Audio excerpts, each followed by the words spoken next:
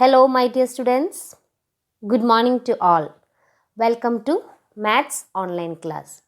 So, yesterday we discussed about angles and I said how to measure angles. Today I will show you how to measure angles using protractor. That means using protractor, how you are taking the inner scale and outer scale and how you are measuring. So, that class I will show you today. Here we are measuring the angle ABC. With what we are measuring the angle? We are using a protractor. So how we are using the protractor in order to measure the angle? I said in order to measure an angle, we are keeping the baseline of the protractor in the base arm, isn't it? Here BC is the base arm. So in BC you are keeping the protractor. Your protractor, how you are keeping, I will show you. This base point should coincide with the common vertex. Here this is the common vertex, isn't it? The angle is formed in this common vertex. Here AB, the arm AB and BC intersect at B and form the angle. So this B is the common vertex and you are keeping the midpoint of the protractor correctly in B, and this baseline should coincide with the arm BC. This arm BC should coincide correctly. See, here the point B and here the point C.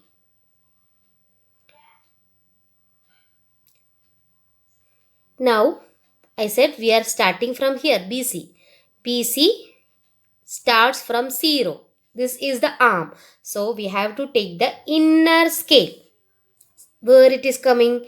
Here is 0, 10, 20, 30, 40, 50. Now, the second arm is coinciding where? In 50. So, where the second arm coinciding? I said don't start from the outer scale. In outer scale it is coinciding in 130. That is not our measure, but we are starting from 0. So from 0, 10, 20, the second arm coincides in 50. So the length of this angle is 50. Don't mistakenly take 130 degree. So this point B and this line should correctly coincide. And where does the second arm coincide? That is a measure of the angle. That measure, don't take the out. If you are using this side of the baseline, I said you have to take the inner scale. If you are taking this side, then you can start from here 0. This outer scale you have to use when you are using this side. Now we are using here this side of the baseline, isn't it? This point coincide correctly and this line correctly when it coincide. The measure is, it's not correctly 50. It doesn't coincide correctly on 50. But it is reaching to 50, isn't it? So after 40 you can see 10 divisions. In that when I count, the correct degree we can say is 47 degree. So what is the measure of the angle?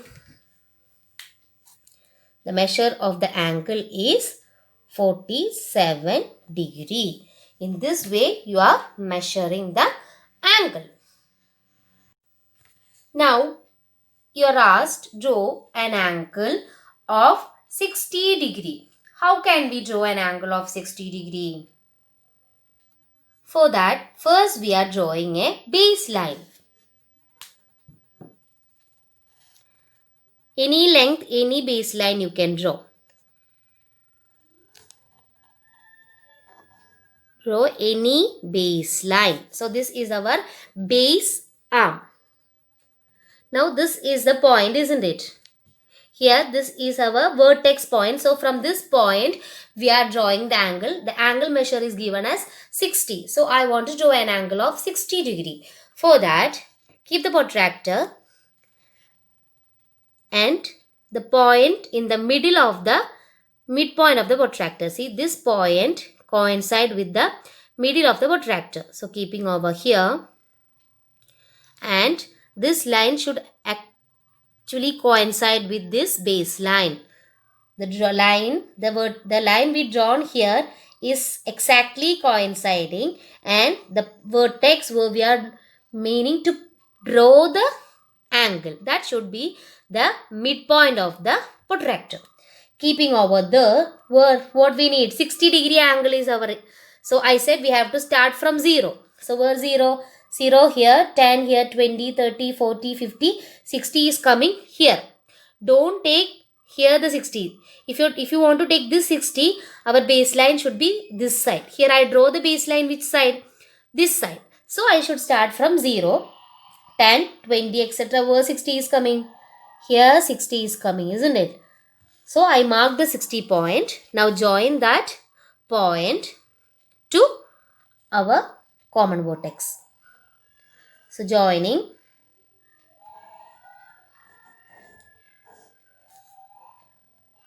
Now if you measure, what is our angle measure? 60 degree. So in this way you are drawing an angle of given measure using protractor.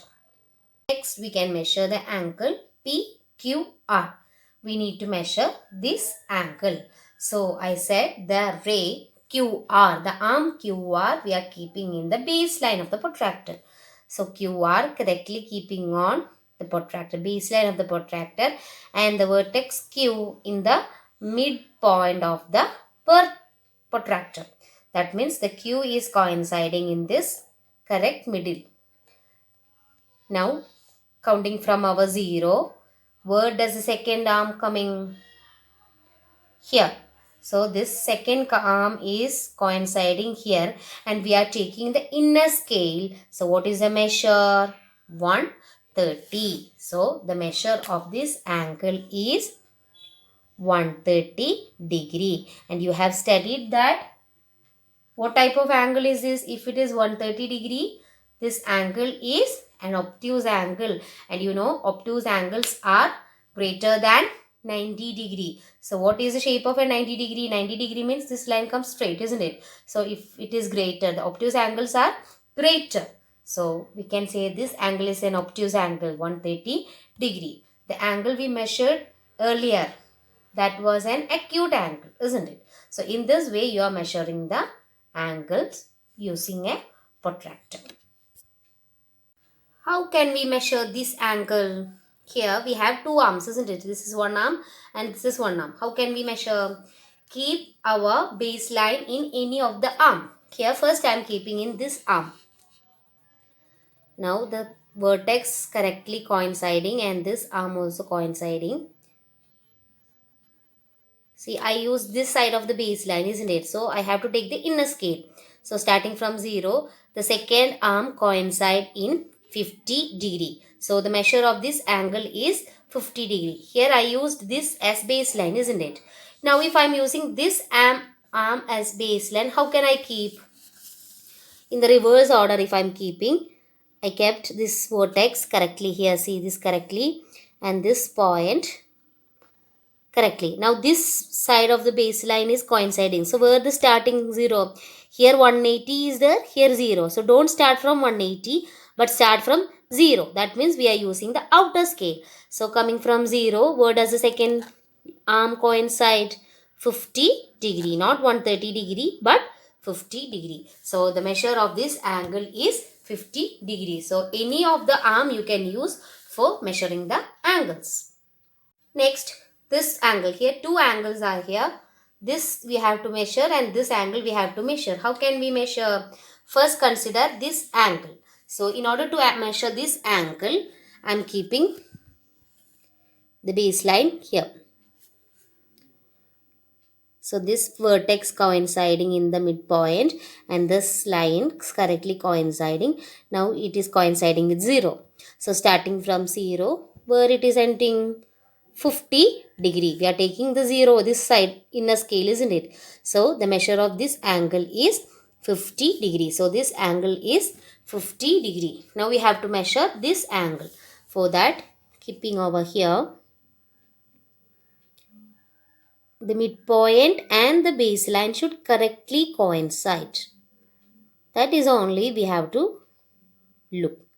So this is coinciding and the midpoint is also coinciding. Now this is our line, isn't it?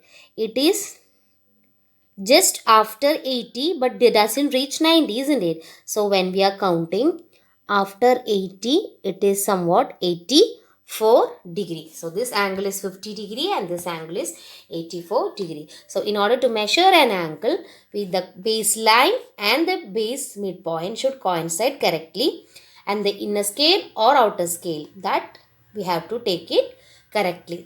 If you're measuring this line, where does this endpoint stop? There it should be 0 degree. Now then you can start from 0 degree. Where does the second arm coincide? That is the length of this angle. In this way you are measuring the angle.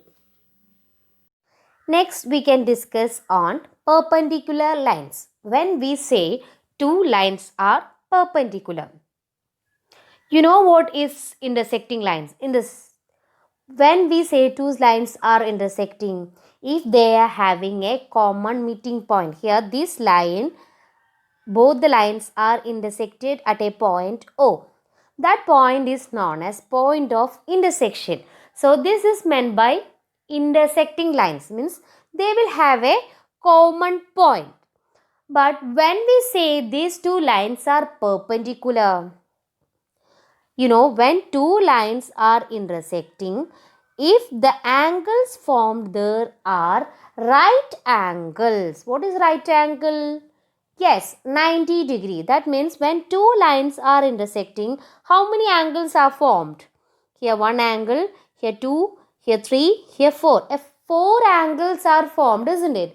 These four angles are right angle. Then you can say these two lines are perpendicular. When two lines are intersecting, they are having a common point, isn't it? When all the angles coming in this common point or point of intersection are 90 degree angles, that means right angle, then these two lines will be perpendicular. Can you say some example for perpendicular lines from our surroundings? You have seen this is a floor tile, isn't it? Here they are intersecting. They are having a same shape, isn't it? This is an example for perpendicular lines. Then this is fence. And this is one board sign. This is some furniture. These are some examples of perpendicular lines. Also, the letter L is an example for perpendicular line. So what is a perpendicular line? When two lines intersect and the angle between them is a right angle, then the lines are said to be perpendicular. So when two lines are intersecting and the angles in that point of intersection is 90 degree, then we can say the two lines are perpendicular. We are writing perpendicular in this way. Here AB perpendicular to CD. This is the symbol of perpendicular. If you are writing like this, we read it as the line segment AB is perpendicular to the line segment CD. This is the symbol of writing perpendicular. This is a line segment and that means the perpendicular. That is the symbol of perpendicular. Next, what is this? This is two lines intersected, isn't it? Now look here. Here AB is intersected by CE. When you check, we can see that the distance from A to here and the distance from here to E are same. That means the line AB is intersected through the middle point. This line CE is going through the middle point of AB. Then we can say the line CE is a perpendicular bisector of AB. When we say CE is perpendicular bisector, when the line segment CE divides AB into two equal parts. The construction of perpendicular bisector you are studying in coming class. You have one practical geometry lesson. In that chapter we can study. Now understand the concept what is perpendicular bisector. Perpendicular bisector AB CE is a perpendicular bisector to AB. If you are saying like that, it means that CE divides AB into two equal parts. If a line segment is a perpendicular bisector, means that perpendicular bisector divides the line segment into two equal parts. The perpendicular bisector of a line segment is a perpendicular to the line segment that divides it into two equal parts. It is 2 points you have to keep there. It will be a perpendicular line. Perpendicular line means what? It will be having 90 degree, and also this two length will be equal. This two length will be means it will be half of AB. This length is half of AB and this length will be half of AB.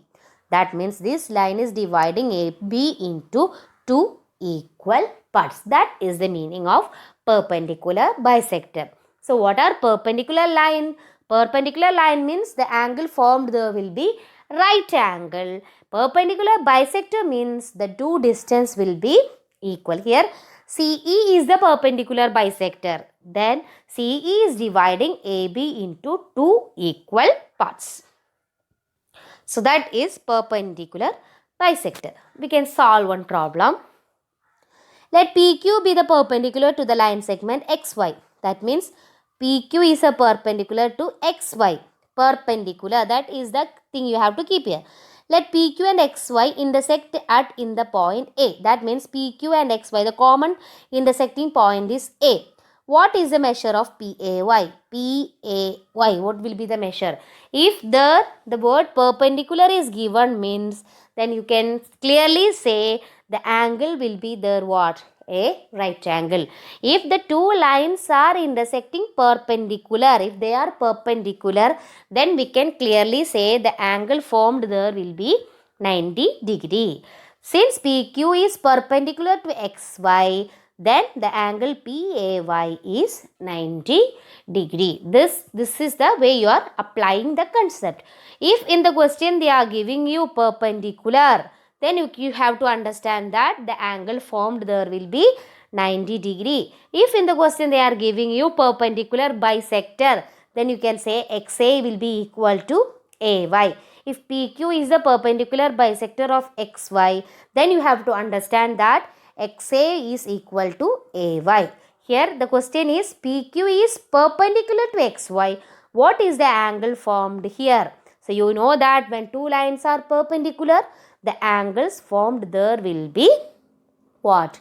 A right angle or 90 degree. So in this way, apply the concept of perpendicular line and perpendicular bisector. This concept is needed in your higher classes also. That means when you are getting the questions, in the questions they will be giving you perpendicular line or perpendicular bisector. So you have to understand that perpendicular line means the angle formed there will be 90 degree. Perpendicular bisector means the line segment will divide into two equal parts. This concept you have to use or apply in the problems in this way. Now winding up today's class, today we see how to measure an angle using protractor or how to draw an angle of given measure using protractor. Practice more questions on drawing angles. Then we discussed what are perpendicular lines and perpendicular bisector. Copy down the notes given and attend the test paper. We'll meet with the next concept of this chapter in the next video. Thank you, children.